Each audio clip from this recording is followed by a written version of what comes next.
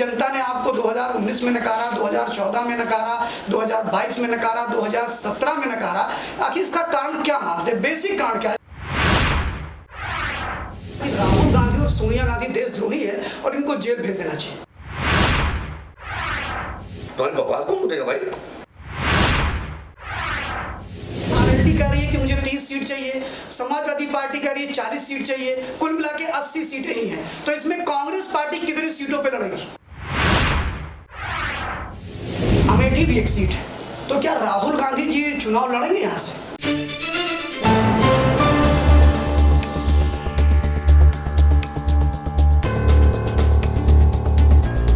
नमस्कार, स्वागत है आपका केकेडी न्यूज पे, हमारा सच आपका विश्वास के एक बहुत ही महत्वपूर्ण कार्यक्रम में, जिसमें बातों ही बातों में हमारा ये कार्यक्रम है, जिसमें आपका स्वागत है। हम किसी ना किसी बड़ी शख्सियत से रूबरू कराते हैं, उनके से बात करते हैं। आज हमारे साथ इसी प्रकार की एक बहुत बड़ी शख्सियत जो उत्तर प्रदेश में जिनका नाम गूंजता है, ऐसे नकुल दुबे जी जो ब्राह्मणों के आइकॉन कहे जाते हैं। हमें याद होगा कि जिस समय बहुजन समाज पार्टी फर्श पर थी, उसको अर्श पे लाने का काम, और सवर्ण समाज में ब्राह्मण बहुत बड़ी कम्युनिटी है, उसको अपने साथ लाने और बहुजन समाज पार्टी के साथ लाने के बाद पहली बार ऐसा हुआ कि बहुजन समाज पार्टी ने 2007 में स्वीप कर दिया, और 2007 में उसका पूरा नेतृत्व नकुल दुबे कर रहे थे, जो ब्राह्मण भाईचारा समिति के नाते। आज वही नकुल दुबे कांग्रेस पार्टी के बड़े दिग्गज नेता हैं और उनको प्रांतीय अध्यक्ष के पद से नवाजा गया है कांग्रेस पार्टी के द्वारा। नकुल दुबे जी हमारे साथ में है। मैं बताना चाहूंगा कि नकुल दुबे जी बालकाल से ही बड़े ही मेधावी छात्र रहे हैं। आपने इलाहाबाद विश्वविद्यालय व लखनऊ विश्वविद्यालय से शिक्षा ग्रहण की।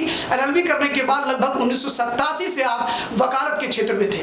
आपको यह भी बता दें कि आप पेशे से वकील हैं और इतने प्रभावशाली वकील थे कि जब Uttar Pradesh bar association, central bar association का चुनाव हुआ तो उसमें सबसे अधिक मतों से जीतने वाले प्रत्याशी के रूप, सदस्य के रूप में जाने जाते हैं। नकुल दुबे जी जिस समय कांग्रेस पार्टी में आए, उसके बाद से लेकर के अब तक उनसे बहुत सी राजनीतिक चर्चाएं भी होंगी, कुछ उनकी व्यक्तिगत चर्चाएं भी होंगी। हमारे बीच में नकुल दुबे जी उपस्थित हैं, मैं उनका स्वागत करना चाहूंगा।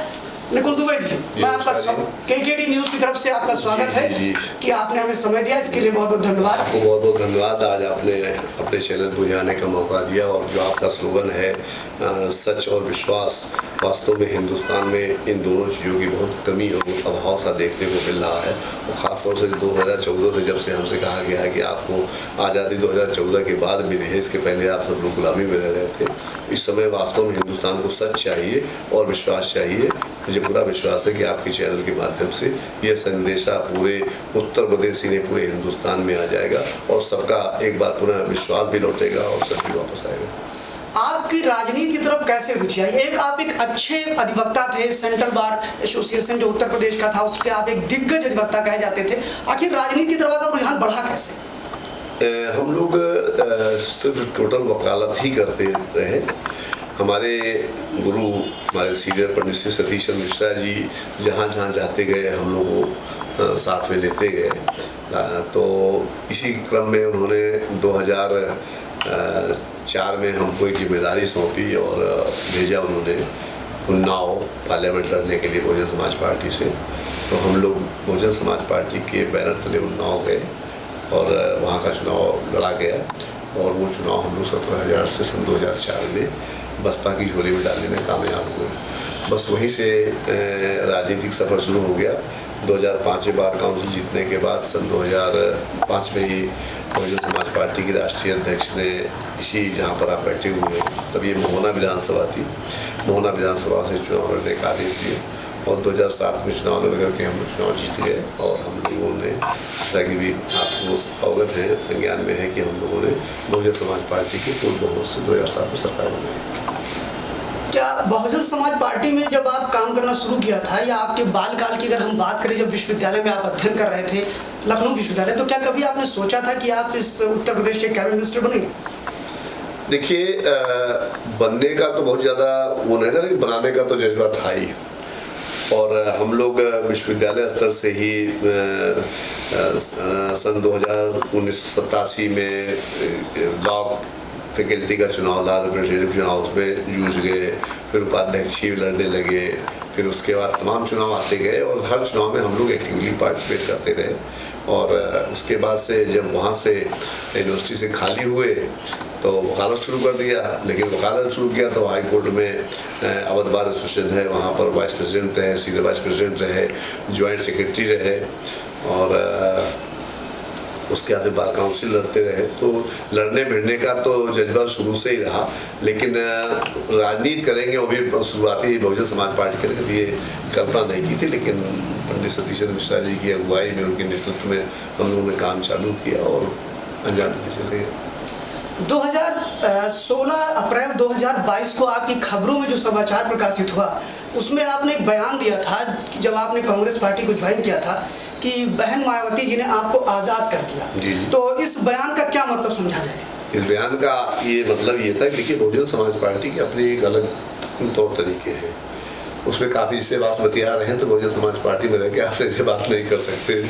यहाँ पर कांग्रेस पार्टी में ये है कि भाई चंद्रशेखर मिश्रा जी के सौजन्य से आज आपसे वार्ता हो रही है। तो तमाम तरह की वहाँ पर बंदिशें थी और उन बंदिशों में हम लोग रहते थे। चूँकि अनुशासन सीखा था, कोर्ट में भी अनुशासित रहते रहे, घर में भी अनुशासित रहे। तो वाकई में बहुजन समाज पार्टी को मैंने उस दिन भी धन्यवाद दिया था और 2022 में भी धन्यवाद दिया कि साहब आपने हमें मुक्ति दिया और हमको एक जो देश के प्रति काम करने का जो मौका होता है वो हिंदुस्तान में सिर्फ कांग्रेस पार्टी में ही संभव था। इसलिए कांग्रेस पार्टी में ज्वाइन कर यहाँ काम किया। जिस समय आप कांग्रेस पार्टी में आए उस समय ये कहा जा रहा था कि आप एक बहुत बड़े ब्राह्मण चेहरे हैं और यहाँ तक ये भी कहा गया कि कांग्रेस पार्टी आपको प्रदेश अध्यक्ष बनाने वाली है ब्राह्मण चेहरे के रूप में। तो मैं कहना चाहूँगा कि आपको तो ब्राह्मणों की सोशल इंजीनियरिंग करने के लिए माना जाता है और आप उसके एक्सपर्ट माने जाते हैं। 2022 में तो आप जिस समय आए थे उसमें बहुत कुछ करने को नहीं था, लेकिन क्या 2024 में कोई रोड मैप आपके पास है जिससे कि आप ब्राह्मणों को आकर्षित कर सकते हैं कांग्रेस पार्टी में? देखिए, इस वक्त सिर्फ ब्राह्मण ही नहीं, पूरा हिंदुस्तान आकर्षित हो चुका है हमारे नेता श्री राहुल गांधी जी के प्रति। और उनकी जो भारत जोड़ो यात्रा हुई है तो हर समाज के मन में और सबके मुख पर एक ही नाम है, वो है राहुल गांधी और कांग्रेस पार्टी। भाई कौन चाहेगा कि उसका देश बिकता चला जाए, उसका देश बिगड़ता चला जाए, उसका देश बर्बाद होता चला जाए, उसके देश में मणिपुर हो, उसके देश में इस तरह की जो दुर्भाग्यपूर्ण घटनाएं शुरू हुई हैं, ये हम लोगों ने कभी कल्पना नहीं की थी। 2013 तक आपने देखा होगा कि हिंदुस्तान कितनी तेजी से विकास की गति पर कितनी बड़ी अर्थव्यवस्था बनता चला जा रहा था। लेकिन 2014 के बाद एक ऐसा व्यक्ति हिंदुस्तान में आया जिसने कि वास्तव में पूरे देश को तबाह और बर्बाद कर दिया। आप देखिए कि लगभग 18.5 लाख लोग लाखों करोड़ की संपत्ति लेकर के जाके विदेशी नागरिकता लेकर बैठ गए। वो जाकर के हाउडी मोदी करने लगे, वो बाहर जाकर के उनके लिए वो इवेंट बनाने काम करने लगे। हमारा देश खोखला होता जा रहा है। यहाँ पर 5 किलो राशन, आप जिंदा रहिए, आपको जीवित रहने का मौका मिलेगा। उत्तर और पूरे हिंदुस्तान में हमारे लिए कोई लक्ष्य रह ही नहीं गया है। हमारे लक्ष्य क्या है? हम जाके चीन से लड़ाई करते रहें। हमारा लक्ष्य क्या है? हम पाकिस्तान चिल्लाते रहें। अब जिस देश में पुलवामा जैसे कांड करा करके जो है देश में गद्दी हासिल करने का कार्य किया जाए। अब देखिए, अभी आपने कल भी सुना होगा टेलीविजन पे, जो कि बोल रहे थे हमारे प्रधानमंत्री जी, उनका नाम तो बहुत बढ़िया, हमारे आज एक अखिलेश सिंह साहब ने उनका नाम रखा प्रलाप मंत्री। तो वास्तव में प्रलाप सुन रहे थे हम लोग कि इतनी बड़ी त्रासदी होने के बाद भी आपको मोदी। आपको याद होगा उड़ीसा में जब रेल दुर्घटना हुई और पहली घटना आई थी जिसमें मोदी जी व्यक्तिगत रूप से जाने का उन्होंने तकलीफ उठाई थी, वहाँ भी मोदी। तो जो आप ये इवेंट क्रिएट कराते हैं मैनेजमेंट के माध्यम से, ये बहुत ही दुर्भाग्यपूर्ण हमारे देश के लिए। लेकिन आप चिंता मत करिए, अब राहुल गांधी जी आ गए हैं, उनकी दहाड़ से पूरा हिंदुस्तान अब ये मान कर चलने लगा है कि हम लोगों का समय पुनः वापस आ रहा है, हिंदुस्तान का समय पुनः वापस आ रहा है, इंडिया का समय पुनः वापस आ रहा है। और हम लोग 2014 से पहले वाली स्थिति पुनः ला करके 2024 में हिंदुस्तान को एक बार पुनः आज़ादी के वातावरण में सांस लेने का मौका देंगे। मानसून सत्र में कांग्रेस पार्टी ने लगातार प्रदर्शन किया और मणिपुर को लेकर के हंगामे करती रही। और ऐसा माना जाता है कि कल जब राहुल गांधी जी ने अपना विषय रखा अविश्वास प्रस्ताव पर, जिसको कांग्रेस पार्टी लेकर के आई, उसमें प्रधानमंत्री ने बड़े आरोप लगाए। एक आरोप तो उन्होंने ये लगाया कि राहुल गांधी ने कुछ नया नहीं कहा। दूसरा, उन्होंने राहुल गांधी के खेतों में जाने वाली विषय पर भी कुछ चुटकियां ली और आप लोगों ने जो काले कपड़े पहनकर प्रदर्शन किए थे उस पर भी चुटकियां ली। तो ये माना जाए कि अविश्वास प्रस्ताव पर जिस प्रकार उनके सांसद आक्रामक रहे एनडीए के, तो वहां पर कुछ चूक हुई आप लोगों से? कि 5 अगस्त 2021 की शायद आप बात कर रहे हैं या शायद 22 की बात कर रहे हैं, वो उसको जोड़ रहे हैं 5 अगस्त 2020 के शिला पूजन से। अगर आपको याद हो, आप तो उत्तर प्रदेश के रहने वाले हैं, तो 5 अगस्त 2020 को ही हेलीपैड पर, अंदर हेलीपैड के 2 कुर्सियां लगाई गई। एक कुर्सी पर बैठे योगी आदित्यनाथ और दूसरी कुर्सी पर बैठी श्वेता सिंह, और शिला पूजन वाले दिन चर्चा हो रही थी विकास दुबे हत्याकांड की।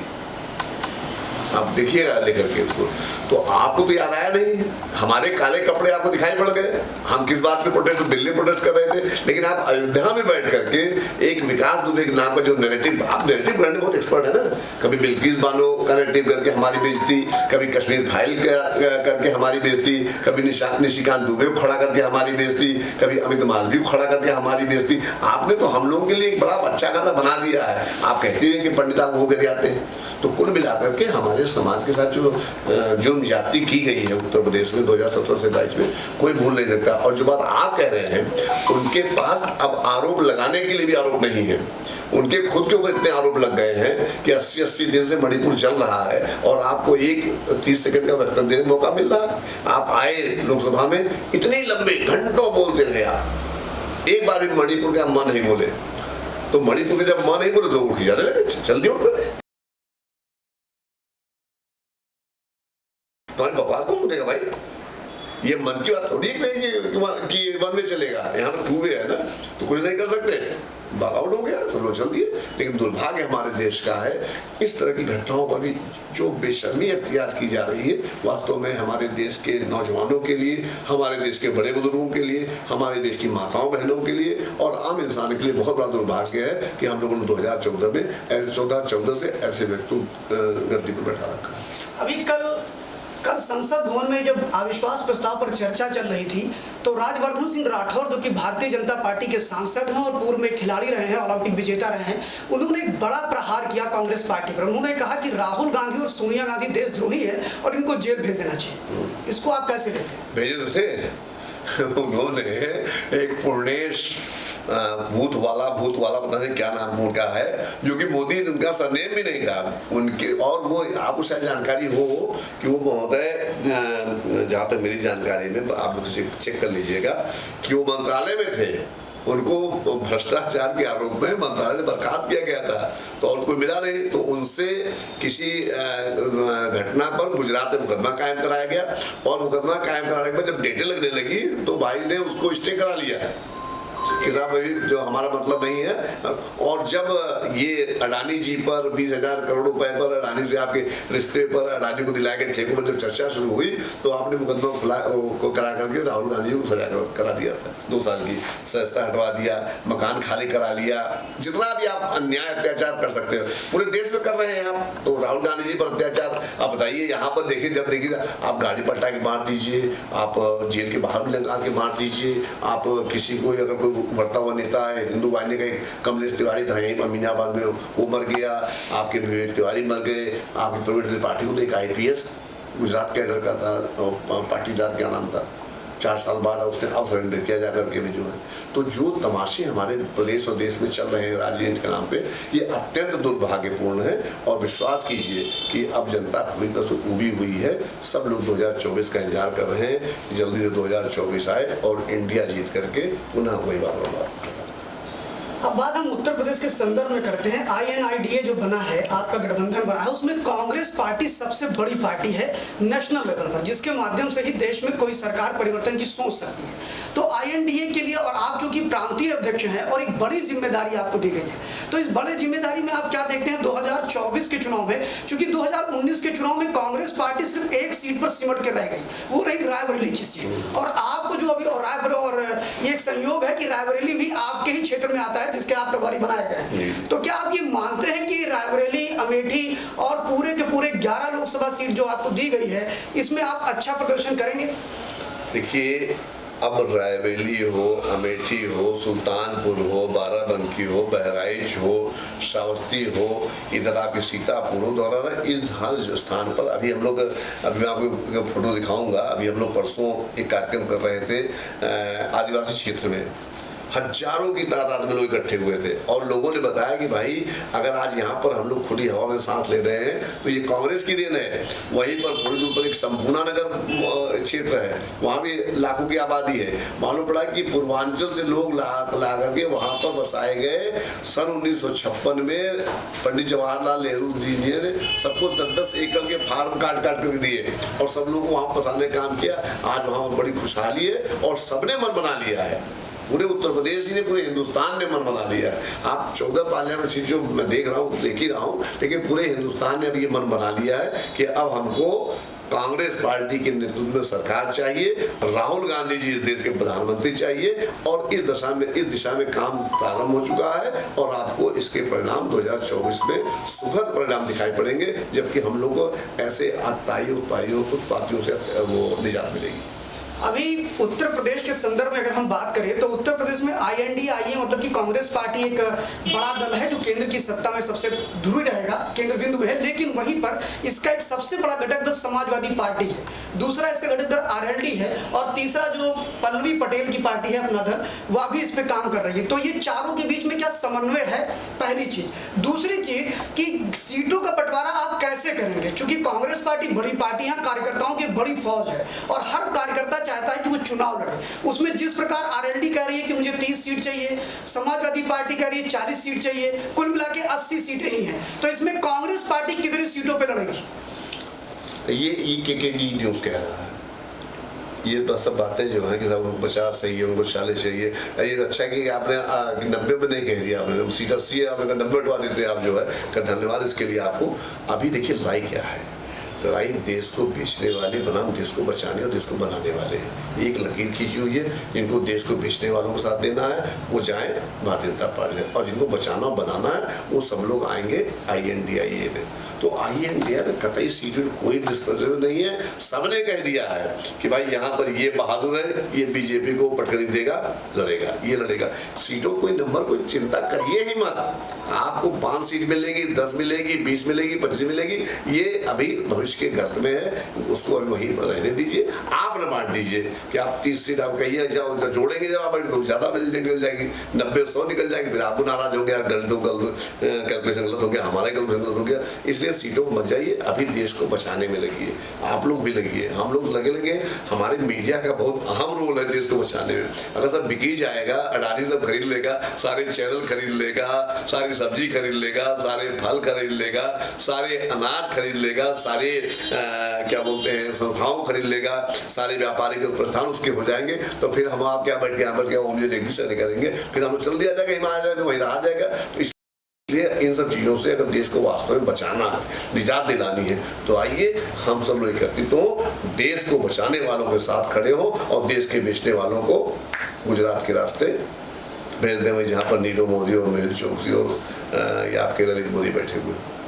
अभी आपने कहा कि अडानी और इन सबके विषय चर्चा की, जो कि ऑलरेडी आपके यहाँ होता रहता है इस प्रकार की चर्चा, और सभी विपक्ष को पूरा अधिकार है कि उस पर हमला करें, और आपने बड़ी अच्छी चर्चा की। उस पर सिर्फ एक विषय आपके सामने और लाना चाहूँगा, क्योंकि आपके संज्ञान में होगा, आप एक बड़े नेता हैं। अभी कुछ दिन पहले एक न्यूज़ क्लिक करके एक पोर्टल है जिसके संबंध बताए गए कि जो सिंघम है अमेरिका का व्यवसायी, वो जाकर के चाइना पीपल्स पार्टी के बैठकों में बैठता था और न्यूज़ क्लिक के माध्यम से उसने कई चीज़ें की। तो क्या न्यूज़ क्लिक जो बिका है वो किसके माध्यम से बिका है? देखिए, अगर हमसे आप पूछे तो हमें जानकारी नहीं है, इतनी डीप जानकारी उसे हमें रखना भी नहीं चाहिए, ये मीडिया जगत का अपना सवाल जवाब है। लेकिन जहाँ तक हम लोगों का सवाल है, अब हम जानना भी चाहेंगे, चाहे आप कैमरे में बता दीजिए, चाहे आप मेरे कार्ड बता दीजिए, न्यूज़ क्लिक आखिर बलवा क्या है। नहीं, मैं इसको पूरा एक बार क्लियर कर दूं तो इस पर आपको जवाब देना थोड़ा सुधार अच्छा लगेगा। न्यूज़ क्लिक, अभी एक आपने न्यूयॉर्क टाइम के अक्सर उदाहरण दिए जाते हैं, न्यूयॉर्क टाइम ने एक खबर ब्रेक की, उस खबर में उसने ये बताया कि जो सिंघम करके वहाँ का सिंघम जो है अमेरिका का जो बहुत बड़ा व्यवसायी, वो चाइना के कॉन्टेक्ट में है, चाइना की कई कंपनियों में है, यहाँ तक कि चाइना पीपल्स पार्टी की जब मीटिंग्स होती है तो उसकी इंटरनल मीटिंग में बैठता है और न्यूज़ क्लिक को उसके माध्यम से पैसे आए, जिसमें उनका ये कहना है कि जब सीए का प्रोटेस्ट हुआ, किसान आंदोलन हुआ और भी ऐसे बहुत से आंदोलन हुए, उसमें वो साथ रहे। वही न्यूयॉर्क टाइम्स ये कहता है कि राहुल गांधी जी को चाइना में जो गए, उन्होंने गठबंधन किया, यानी उनकी राजीव गांधी फाउंडेशन को जो पैसे मिले उसमें भी उसका नाम है, सिंघम का, कि उसी ने दिलाया है। और न्यूज क्लिक ने लगभग 50 लाख रुपए तीस्ता सीतलवाड़ के खाते में भेजे। और गौतम नौलखा, जो कि आपको पता होगा अर्बन नक्सली करके एक अभियान चला था 2015-16 में, गौतम नौलखा जो जेल में था उसको 17,70,000 रुपए दिए गए। तो ये न्यूज क्लिक जो पूरे देश में बवंडर टाइप का फैला तो इस पे आप क्या कहना चाहते हैं? जी, यहाँ निशिकांत दुबे जी ने बड़ा उस पर स्टेटमेंट दिया था, तो सीतलवाड़ जी ने उनको चैलेंज किया है कि आइए एक भी पैसा प्रूव कर दीजिए, अगर आपने दम हो तो संसद के बाहर, ये संसद के अंदर तो आपने कह लिया, अगर आइए तो दम हो संसद के बाहर आ कहिए। तो ये हवाई बातें हैं, और हवाई बातों पर हमको आपको ज्यादा चर्चा का विषय इसको नहीं बनाना चाहिए, क्योंकि जब तक कोई सबूत न मिल जाए, क्योंकि सबूत न होने पर भी हम लोग कितनी लंबी बातें गए। आज 15-15 लाख की बात कोई नहीं करता, जबकि आपने भी सुना, हमने भी सुना था, उसको बाद में जुमला कह दिया गया। तो ये जो विषय, ये न्याय जो चल रहा है, तो निशिकांत जी जब जिस दिन बाहर आके स्टेटमेंट दे दें, आप भी सुन लीजिए, हम भी सुन लीजिए, तब इस पर हम लोग भी चर्चा किया जाए। अब वो न सूता न कपासा, और हम और आप अपना मूड फरोगल कर लें, और हमारे मालूम फर्जी था जब झूठ निकल गया। तो आज की डेट में हम लोग ये मान करके चले कि चाइना हमारे सीमाओं में घुसता चला रहा है, बिल्डिंगें बना रहा है, कब्जा करता चला जा रहा है, सांसद वहाँ के, इवन बीजेपी के सांसद वहाँ पर त्राई कर रहे हैं, तो निश्चित रूप से कहीं न कहीं इसमें अंडर हैंड डीलिंग चल रही है। इसमें अडानी जी के व्यापारों को कतई कोई डिस्टर्बेंस न पैदा हो, इसलिए हम लोगों ने अपनी माटी को, अपनी मातृभूमि को भी दांव लगाने में कोई कोर कसर नहीं छोड़ी है। इसके लिए आप मोदी जी को जितना भी अंक देना चाहते हैं दें, हम तो नहीं दे पा रहे भाई। लेकिन ये हमारे देश का बहुत बड़ा दुर्भाग्य है कि आज जिन लोगों को हम लोगों को देशद्रोही डिक्लेयर कर देना चाहिए, उन्होंने देशद्रोही होने का प्रमाण खुद ही दे दिया है, उनको हम लोग देशद्रोही नहीं कह पा रहे हैं। और जो देश को बचाने वाले हैं, देश को बनाने वाले हैं, पंडित जवाहरलाल नेहरू ने देश को कहां से कहां ला खड़ा कर दिया, अंबेडकर साहब ने संविधान के माध्यम से देश को कौन सा सम्मान दे दिया, पटेल साहब के तो अब स्टेडियम वगैरह नहीं बदल सके, अपने नाम लोग कर रहे हैं, ये आप जानते हैं। और हमसे लोग कहते जाइए मूर्ति देख करके आइए, अरे स्टेडियम तो तुमसे हजम नहीं हुआ, वो शायद हिंदुस्तान का बड़ा स्टेडियम था, तुमने अपने नाम कर लिया। तो कुल मिलाकर के कथनी और करनी में फर्क आपको सब दिखाई पड़ रहा है, आप भी देख रहे हैं, हम भी देख रहे हैं। पाप का घड़ा भर चुका है। आपने कल देखा नहीं, जब जवाब दे रहे थे, पता क्या आओ बाओ साओ क्या बोल रहे हैं, खुद ही नहीं समझ पा रहे थे, और नहीं समझ पा रहे तो समझ लीजिए कि जब ये किन स्थितियों में सब बातें पैदा होती हैं। फलाने तो सब इतने बैठे थे जी, फलाने, ये प्राइम मिनिस्टर, अरे तुमको तो इस वक्त आंखों में तुम्हारे पानी होना चाहिए। पढ़ा रो लेते थे, आपने कई बार रोते देखा तो ऐसे करके रोना शुरू कर दे, फिर ऐसे रोना, फिर माता जी के पास जाए तो रोना शुरू कर देते थे। मणिपुर एक बूंद आंसू एक बार देखा आपने, 2 घंटे का रहा नाटक, आपने एक बार एक बूंद आंसू देखा आपने? एक बार दया कोई देखा, एक बार कोई करुणा देखा, एक बार कोई रहम देखी, एक बार कोई इंसानियत देखा? प्रधानमंत्री जिसको वास्तव में अपना इस्तीफा देकर के घर जाकर बैठ जाना चाहिए, वो कितने उससे छाती टोक करके, अभी तक 50 करोड़ के पीछे था ना, अकेला भारी था। आप कहते बोल रहे, अब दोहराओ डाला, मैं अकेला 140 करोड़ भारी, और अगले दिन जब आया तो 140 करोड़ में जाके खड़ा है। अगले दिन स्टेटमेंट बदल गया, जैसे नमक कहते हैं कि आपने हमारा नमक खाया वोट दीजिए, तो लोगों ने जब नमक की बात कही, कहते नहीं भाई बोलते हैं, वो स्टेटमेंट कहने का वो मतलब नहीं। तो जो लोग रोज सुबह शाम बदलते हैं, 2000 की नोट अब सितंबर से गायब हो जाएगी, 500 फलाने देर से गायब हो जाएगी, आप खुद ही नहीं लेते भाई। जब 1000 किसान मर गया तो आपने एक दिन आगे स्टेटमेंट दे दिया कि मेरे उसमें तपस्या में कोई खोट रह गया, कोई कमी रहेगी, मैं तीनों कानून वापस लेता हूँ। किसान भाई, अरे तुम क्या समझा रहे थे, तुमने अडानी गोदाम पहले खुलवा दिया था, अडानी गोदाम सब पहले बन गए थे, तो तुम्हारा ये जो प्लेइंग है, अग्निवीर क्या कहेंगे, अग्निवीर को आप क्या कहेंगे?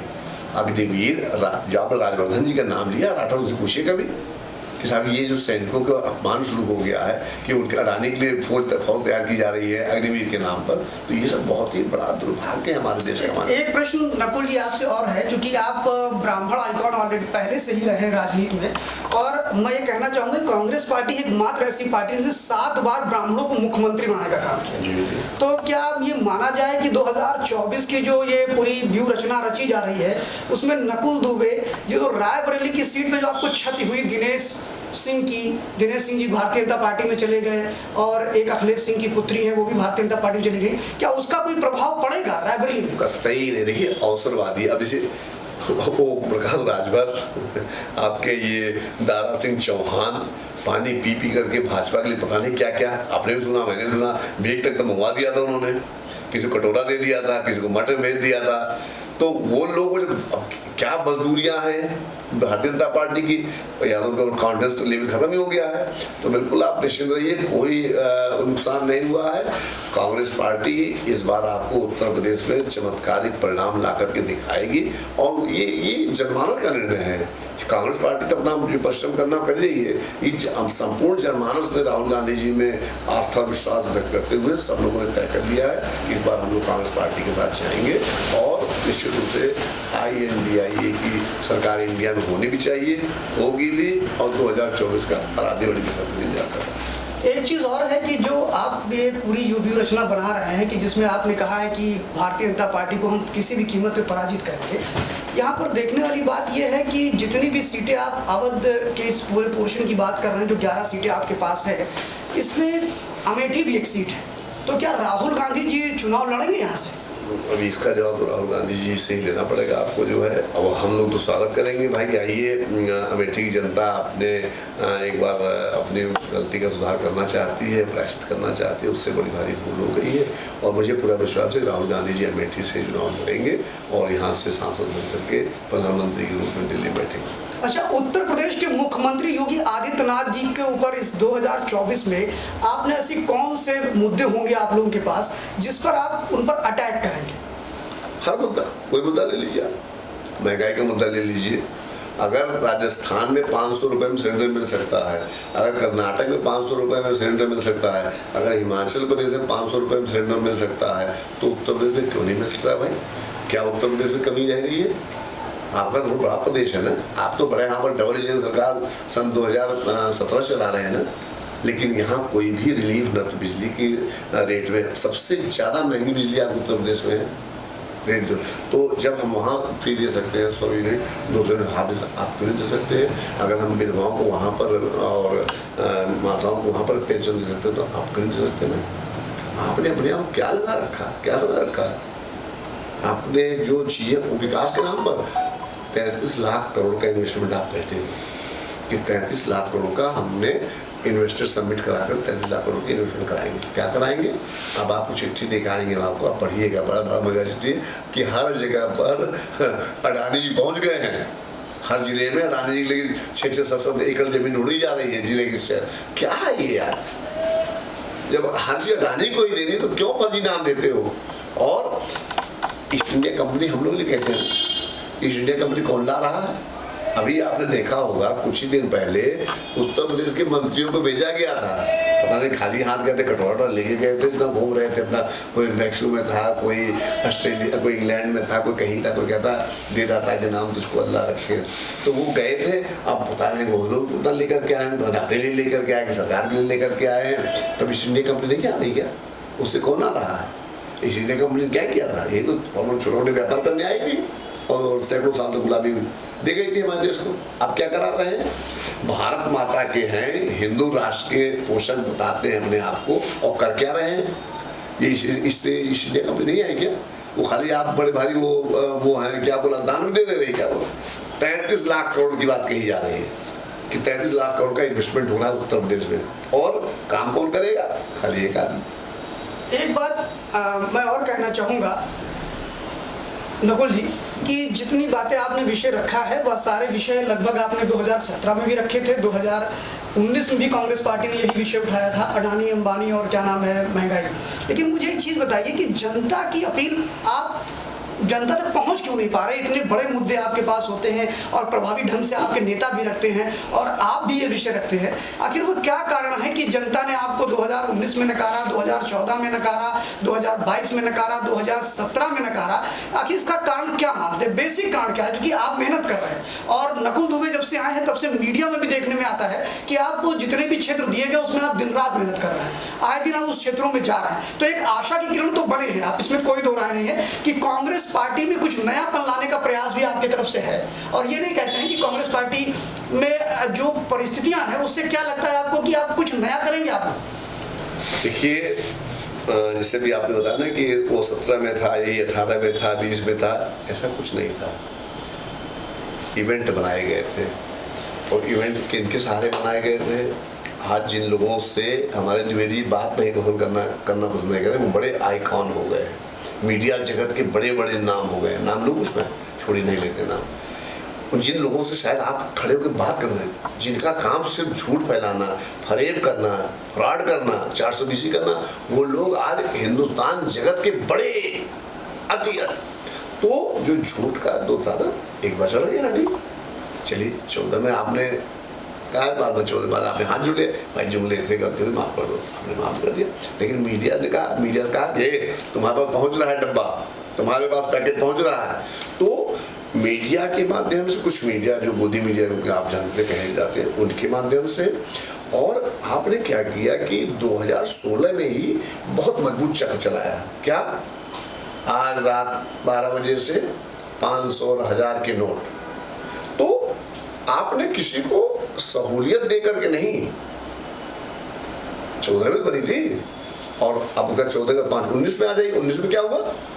19 में डब्बा गुल रहा था, हिल रहा था।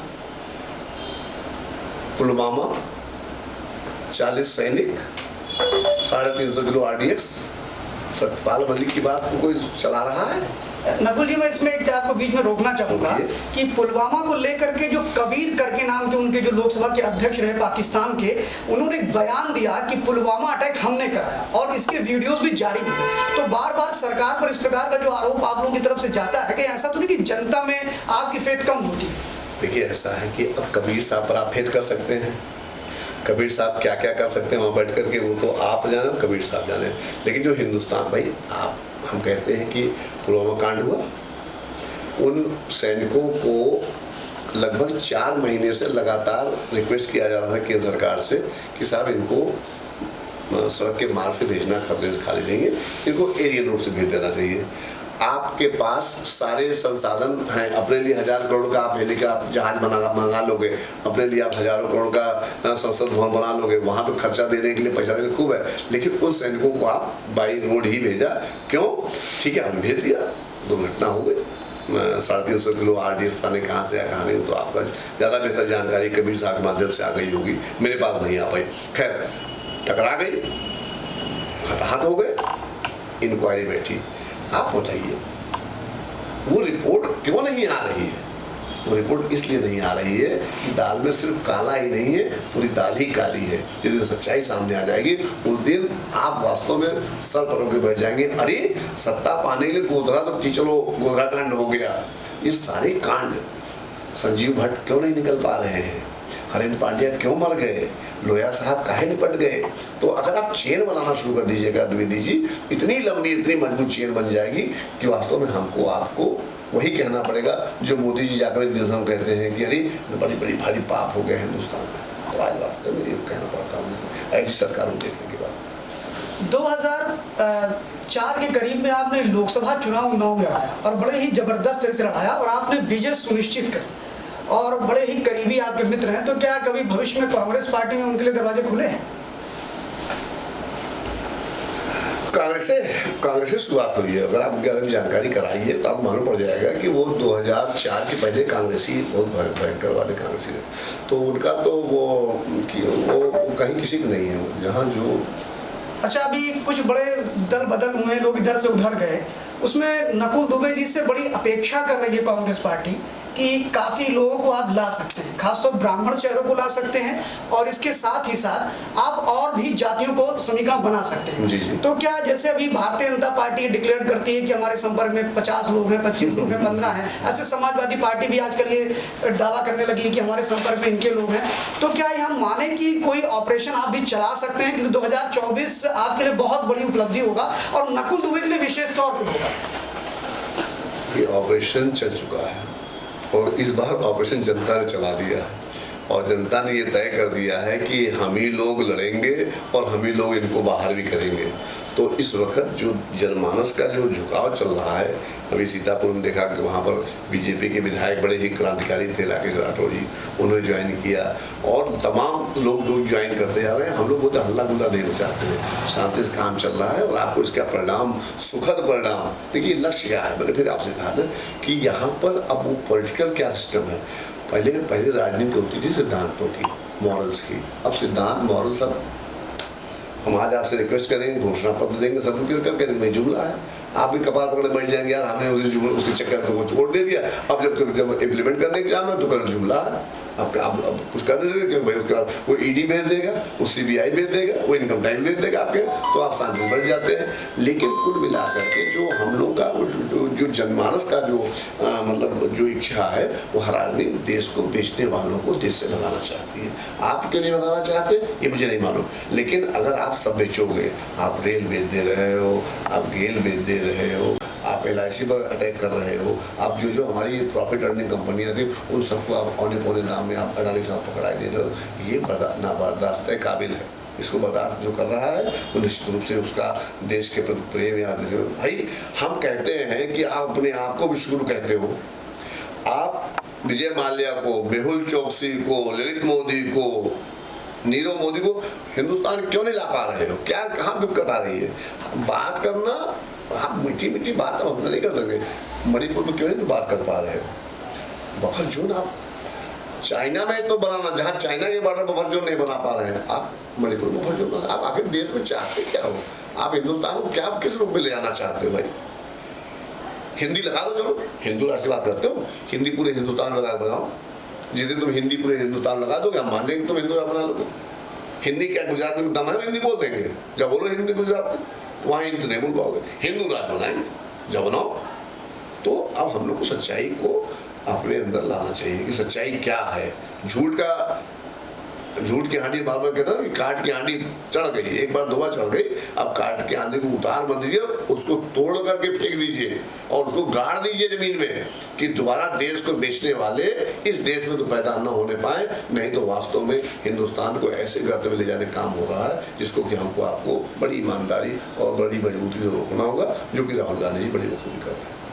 उत्तर प्रदेश में योगी आदित्यनाथ जी जो मुख्यमंत्री हैं, उन पर अक्सर आरोप लगते रहे जातिवाद के। जी, आप इस आरोप को कहां तक देखते हैं और उत्तर प्रदेश के मुख्यमंत्री के 5 फेलेवर बताइए।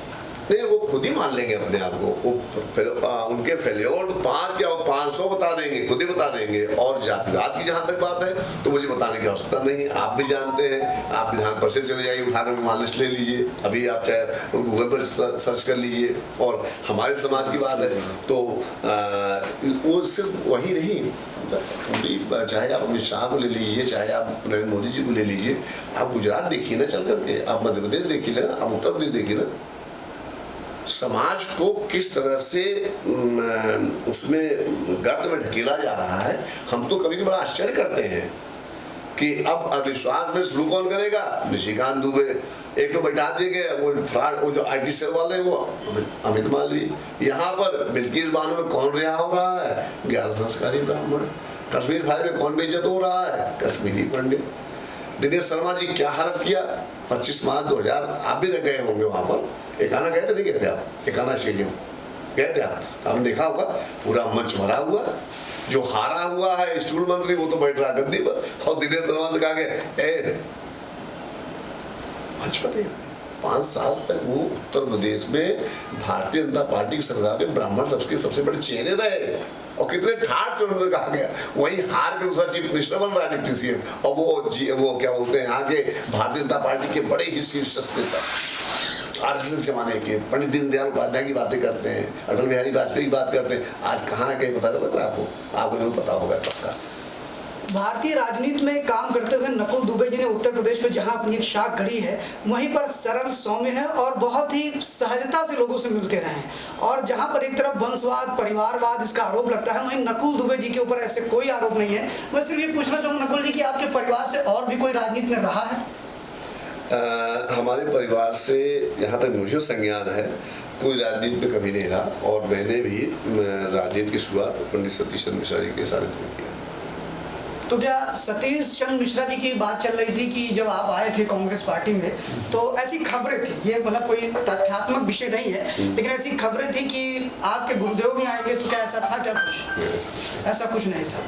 और क्या आज भी आप लोगों की बातचीत होती है? जी बातचीत अब हमारे गुरु हमको उन्होंने चलना हाईकोर्ट में कैसे चला जाता है, उन्होंने हमको हाईकोर्ट में बैंड दिया और वकालत कैसे सीखी, मतलब वकालत में काम तो वो सब तो बातचीत भाई कभी खत्म होने लगी। लेकिन ये था कि हम 2022 में जो हम लोगों ने वातावरण देखा, जो अभी कह रहे थे ना कि 17 हारे, 18 हारे, 20 हारे, 22 हारे, तो 2022 में उत्तर प्रदेश से बीजेपी की लुटिया उड़ चुकी थी, डब्बा उड़ चुका था। 135 सीटों पर समाजवादी पार्टी का आप देखिए ग्राफ क्या रहा। लेकिन अब वो है क्या ना कि समय बहुत बलवान गया, तो अब ठीक है, जो हो गया गलतियां वो हो गई, अब गलतियों को नहीं दोहराना है, हमको आपको सब साथ आना है और साथ मिल करके इस देश को बचाना है, बिखरने नहीं देना है किसी की। आप थे हमारे साथ नकुल दुबे जी, जो कि प्रदेश के कैबिनेट मंत्री रहे, मायावती सरकार के बड़े ही रसूखदार मंत्रियों में आपका नाम था। आज की डेट में भी कांग्रेस में इनकी वो रुतबा है, इनको पूरा प्रांतीय अध्यक्ष बना करके कांग्रेस ने बहुत बड़ी जिम्मेदारी दी है। और सबसे बड़ी चीज कि इतने विनम्र, सरल और राजनीति में अपने परिवार के किसी व्यक्ति को नहीं लाए। 4 भाई हैं आप, और आप अभी भी बड़ी सहजता के साथ। सबसे बड़ी चीज ये है कि आप अध्ययन करने वाले व्यक्ति थे, आप पढ़े लिखे और एक बहुत ही वरिष्ठ अधिवक्ता हैं जिन्होंने बहुत से अच्छे केसेस लड़े हैं। आज भी आपका लखनऊ की हाई कोर्ट की बेंच में बड़ा नाम है। ऐसे नकुल दुबे जी से हमारी बातचीत हुई और उनसे हमने बात किया अपने कार्यक्रम बातों ही बातों में, जिसके लिए हम नकुल दुबे जी के आभारी हैं कि आपने हमें समय दिया। और इसी के साथ हम चाहेंगे कि नकुल दुबे जी के साथ हम देखते रहिए केकेडी न्यूज। हमारे साथ कैमरामैन शरद के साथ मैं शिव द्विवेदी। धन्यवाद। हमारा सच आपका विश्वास, केकेडी न्यूज लगातार खबरों का सिलसिला जारी है।